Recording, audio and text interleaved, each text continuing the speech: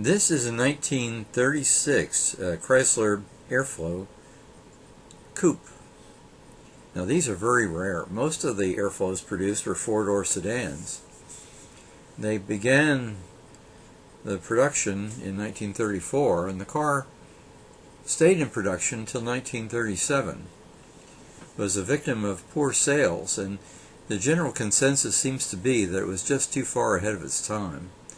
Now in the discussion I have a link to a very nice article about another 1936 Coupe, and it details more information about the car.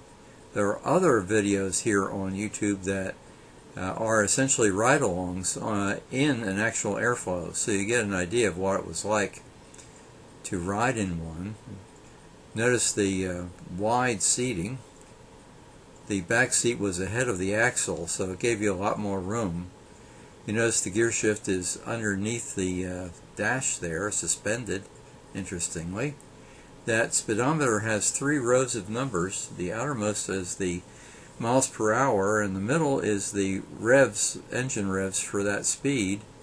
And the innermost, I do believe, are the revs if the car were in overdrive.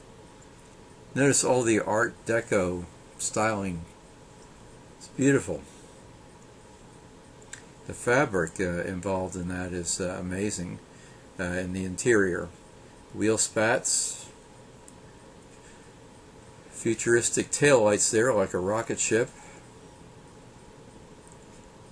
and real slant back styling here.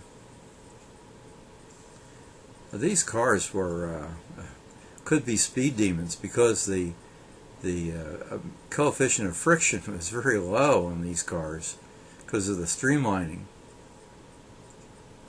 Just a little too far ahead of their time to be accepted.